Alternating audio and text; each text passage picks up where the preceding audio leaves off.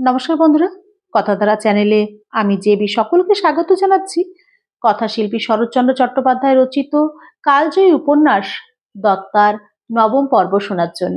আপনাদের যদি ভালো লাগে তাহলে অবশ্যই লাইক, কমেন্ট এবং শেয়ার করবেন, এবং নতুন বন্ধুরা আপনারা আমার চ্যানেলটিকে সাবস্ক্রাইব করে আমার পাশে থাকবেন। তাহলে চলুন শোনা যাক উপন্যাস দত্তার নবম পর্ব। বিলাসবিহারীর প্রচণ্ড কীর্তি। পল্লীগ্রামে ব্রাহ্ম মন্দির প্রতিষ্ঠার শুভ দিন আসন্ন হইয়াছিল। একে একে অতিথিগণের সমাগম ঘটিতে লাগিল। শুধু কলিকাতার নয়, আশপাশ হইতেও 2-4 জন সস্ত্রীক আসিয়া উপস্থিত হইলেন। কাল সেই শুভ দিন। আজ সন্ধ্যায় রাসবিহারী তাহার বাসভবনে একটি প্রীতিভোজের আয়োজন করিয়াছিলেন। সংসারে স্বার্থহানির আশঙ্কা কোনো কোনো বিষয়ী লোককে যে কিরূপ কুশাগ্র বুদ্ধি ও দূরদর্শী করিয়া তোলে, তাহা নিম্নলিখিত ঘটনা হইতে বোঝা যাইবে। সমবেত নিমন্ত্রিতগণের মাঝখানে বসিয়া বৃদ্ধ রাসবিহারী তাহার পাকা দাড়িতে হাত বুলাইয়া অর্ধমুদ্রিত নেত্রে তাহার আবল্য সুহৃদ পরলোকগত বনমালীর উদ্দেশ্য করিয়া গম্ভীর কণ্ঠে বলিতে লাগিলেন। ভগবান তাকে অসময়ে আহ্বান করে নিলেন। তার মঙ্গল ইচ্ছার বিরুদ্ধে আমার এতটুকু নালিশ নেই, কিন্তু সে যে আমাকে কি করে রেখে গেছে আমার বাইরে দেখে সে আপনারা অনুমান করতেও পারবেন না। যদিচ আমাদের সাক্ষাতের দিন প্রতিদিন নিকটবর্তী হয়ে আসছে, সে আভাস আমি প্রতি মুহূর্তেই পাই। তবুও সেই একমাত্র ও অদ্বিতীয় নিরাকার ব্রহ্মের শ্রীচরণে এই প্রার্থনা করি, তিনি তার অসীম করুণায় সেই দিনটিকে যেন আরো সন্নিকটবর্তী করে তোলে। এই বলিয়া তিনি জামার হাতায় চোখের কোণটা মুছিয়া ফেলিলেন। অতঃপর কিছুক্ষণ আত্মসমাহিত ভাবে মৌন থাকিয়া পুনরায় অপেক্ষাকৃত প্রফুল্ল কণ্ঠে কথা কহিতে লাগিলেন। তাহাদের বাল্যের খেলাধুলা, কিশোর বয়সের পড়াশুনো, তারপর যৌবনে সত্যধর্ম গ্রহণের ইতিহাস বিবৃত করিয়া কহিলেন। কিন্তু বনমালীর কোমল হৃদয়ে গ্রামের অত্যাচার সহ্য হলো না। তিনি কলিকাতায় চলে গেলেন। কিন্তু আমি সমস্ত নির্যাতন সহ্য করে গ্রামে থাকতেই প্রতিজ্ঞাবদ্ধ হলাম। উফ, সে কি নির্যাতন! তথাপি মনে মনে বললাম, সত্যের জয় হবেই, তার মহিমায় একদিন জয়ী হবই। সেই শুভ দিন আজ সমাগত, তাই এখানে এতকাল পরে আপনাদের পদধূলি পড়ল। বনমালী আমাদের মধ্যে আজ নেই। 2 দিন পূর্বেই তিনি চলে গেছেন, কিন্তু আমি চোখ বুজলেই দেখতে পাই ওই তিনি উপর থেকে আনন্দে মৃদু মৃদু হাস্য করছেন। এই বলিয়া তিনি পুনরায় মুদিত নেত্রে স্থির হইলেন। উপস্থিত সকলের মনই উত্তেজিত হইয়া উঠিল। বিজয় 2 চক্ষে অশ্রু টলটল করিতে লাগিল। রাসবিহারী চক্ষু মেলিয়া সহসা দক্ষিণ হস্ত প্রসারিত করিয়া বলিয়া উঠিলেন, ওই তার একমাত্র কন্যা বিজয়া, পিতার সর্বগুণের অধিকারিণী, কিন্তু কর্তব্যে কঠোর, সত্যে নির্ভীক, স্থির। আর ওই আমার পুত্র বিলাসবিহারী, এমনি অটল, এমনি দৃঢ়চিত্ত। এরা বাহিরে এখনো আলাদা হলেও অন্তরে, হ্যাঁ, আর একটা শুভদিন আসন্ন হয়ে আসছে, যেদিন আবার আপনাদের পদধূলির কল্যাণে এদের সম্মিলিত নবীন জীবন ধন্য হবে। একটি অস্ফুট মধুর কলরবে সমস্ত সভাটি মুখরিত হইয়া উঠিল। যে মহিলাটি পাশে বসিয়াছিলেন, তিনি বিজয়ার হাতখানি নিজের হাতের মধ্যে লইয়া একটুখানি চাপ দিলেন।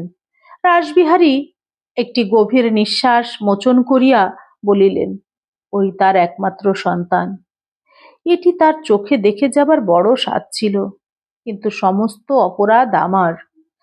আজ আপনাদের সকলের কাছে মুক্ত কণ্ঠে স্বীকার করছি, এর জন্যে দায়ী আমি একা। পদ্মপত্রে শিশির বিন্দুর মতো যে মানব জীবন, এ শুধু আমরা মুখেই বলি, কিন্তু কাজে তো করি না। সে যে এত শীঘ্র যেতে পারে সে খেয়াল তো করলাম না। এই বলিয়া তিনি ক্ষণকালের নিমিত্ত নীরব হইলেন। তাহার অনুতাপবিদ্ধ অন্তরের ছবি উজ্জ্বল দীপালোকে মুখের উপর ফুটিয়া উঠিল। পুনরায় একটা দীর্ঘশ্বাস ত্যাগ করিয়া শান্ত গম্ভীর স্বরে বলিলেন, কিন্তু এবার আমার চৈতন্য হয়েছে। তাই নিজের শরীরের দিকে চেয়ে এই আগামী ফাল্গুনের বেশি আর আমার বিলম্ব করবার সাহস হয় না। কি জানি, পাছে আমিও না দেখে যেতে পারি। আবার একটা অব্যক্ত ধ্বনি উত্থিত হইল। রাসবিহারী দক্ষিণে ও বামে দৃষ্টিপাত করিয়া বিজয়াকে উদ্দেশ করিয়া বলিতে লাগিলেন, বনমালী তার যথা সর্বস্বের সঙ্গে মেয়েকেও যেমন আমার হাতে দিয়ে গেছেন, আমিও তেমনি ধর্মের দিকে দৃষ্টি রেখে আমার কর্তব্য সমাপন করে যাব। ওরাও তেমনি আপনাদের আশীর্বাদে দীর্ঘ জীবন লাভ করে সত্যকে আশ্রয় করে কর্তব্য করুন। যেখান থেকে ওদের পিতাকে নির্বাসিত করা হয়েছিল সেইখানে দৃঢ় প্রতিষ্ঠিত হয়ে সত্য ধর্ম প্রচার করুন, এই আমার একমাত্র প্রার্থনা। বৃদ্ধ আচার্য দয়ালচন্দ্র ধারা মহাশয় ইহার উপর আশীর্বাদ বর্ষণ করিলেন।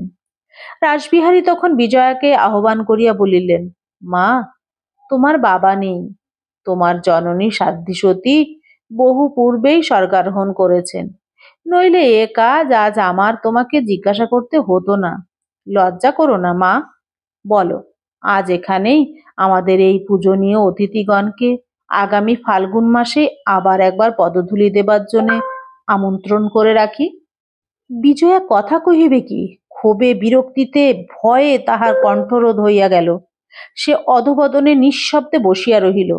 রাসবিহারী ক্ষণকাল মাত্র অপেক্ষা করিয়াই মৃদু হাসিয়া কহিলেন, দীর্ঘজীবী হও মা, তোমাকে কিছুই বলতে হবে না, আমরা সমস্তই বুঝেছি। তাহার পরে দাঁড়াইয়া উঠিয়া দুই হাত যুক্ত করিয়া বলিলেন, আমি আগামী ফাল্গুনেই আর একবার আপনাদের পদধূলির ভিক্ষা জানাচ্ছি। সকলেই বারবার করিয়া তাদের সম্মতি জানাইতে লাগিলেন। বিজয়া আর সহ্য করিতে না পারিয়া অস্ফুট স্বরে বলিয়া উঠিল, বাবার মৃত্যুর 1 বৎসরের মধ্যে।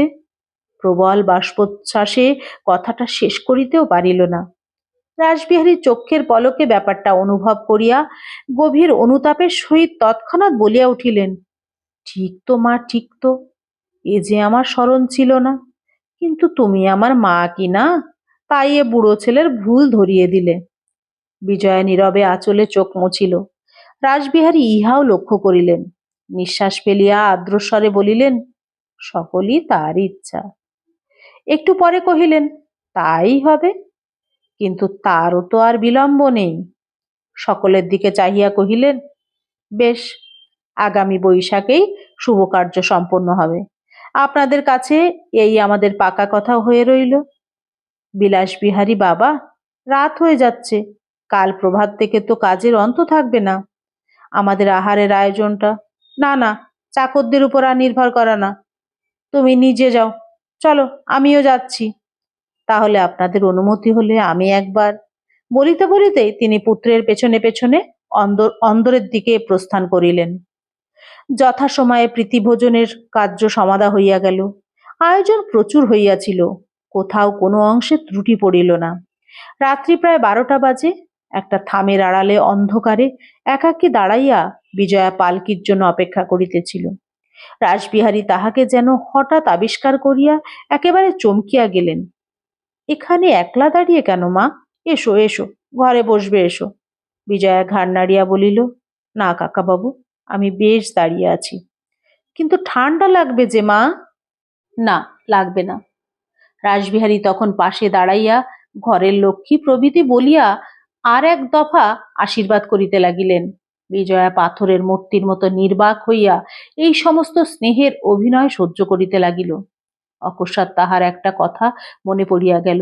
বলিলেন, তোমাকে সে কথাটা বলতে একেবারেই ভুলে গিয়েছিলাম মা। সেই মাইক্রোস্কোপের দামটা তাকে আমি দিয়ে দিয়েছি।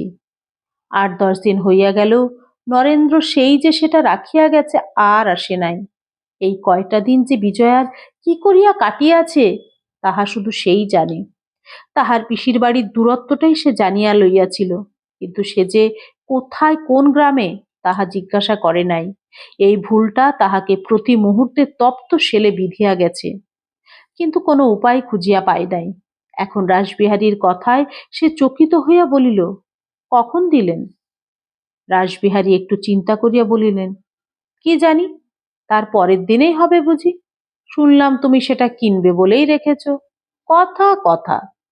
যখন কথা দেওয়া হয়েছে তখন ঠকাই হোক আর যাই হোক টাকা দেওয়াও হয়েছে। এই তো আমি সারা জীবন বুঝে এসেছি মা। দেখলাম সে বেচারার ভারী দরকার, টাকাটা হাতে পেলেই চলে যায়, গিয়ে যা হোক কিছু একটা করবার চেষ্টা করে। হাজার হোক সেও তো আমার পর নয় মা, সেও তো এক বন্ধুরই ছেলে। দেখলাম চলে যাবার জন্য ভারী ব্যস্ত, পেলেই চলে যায়। আর তোমার দেওয়াও দেওয়া, আমার দেওয়াও দেওয়া, তাই তখনই দিয়ে দিলাম। তার ধর্ম তার কাছে, 10 টাকা বেশি নিয়ে থাকে নিক। বিজয়ার মুখের ভিতর জিভটা যেন আড়ষ্ট হইয়া গেল, কিছুতেই যেন তার কথা ফুটিবে না এমনি মনে হইল। কিছুক্ষণে প্রবল চেষ্টায় বলিয়া ফেলিল, কোথায় তাকে টাকা দিলেন? রাসবিহারী কেমন করিয়া জানি না প্রশ্নটাকে সম্পূর্ণ অন্য বুঝিয়া চমকাইয়া উঠিয়া কহিলেন, না না, বলো কি, টাকাটা দুবার করে নিলে নাকি? কিন্তু কই, সেরকম তো তার মুখ দেখে মনে হলো না। আর কাকেই বা দোষ দেব? এমনি করে লোকের কথায় বিশ্বাস করে ঠকতে ঠকতেই তো দাড়ি পাকিয়ে দিলাম। না হয় আরো 200 টাকা গেল, তা সে টাকাটা আমিই দেব। চিরকাল এইরকম দণ্ড বইতে বইতে কাঁধে কড়া পড়ে গেছে মা, আর লাগে না। যাক সে, আমি। বিজয়া আর কিছুতেই সহিতে না পারিয়া রুদ্ধস্বরে বলিয়া উঠিল, কেন আপনি মিথ্যা ভয় করছেন কাকাবাবু? দুবার করে টাকা নেবার লোক তিনি নন, না খেতে পেয়ে মরবার সময় পর্যন্ত নন। কিন্তু কোথায় দেখা হলো? কবে টাকা দিলেন? রাসবিহারী অত্যন্ত আশ্বস্ত হইয়া নিঃশ্বাস ফেলিয়া কহিলেন, যাক, বাঁচা গেল। টাকাটা তো কম নয়, 200। যাবার জন্য ব্যতিব্যস্ত, হঠাৎ দেখা হতেই। কে দাঁড়িয়ে? বিলাস? পালকির জন্য? পালকির কি হলো বলো দেখি? ঠান্ডা লেগে যাচ্ছে যে। যে কাজটা আমি নিজে না দেখব তাই কি হবে না?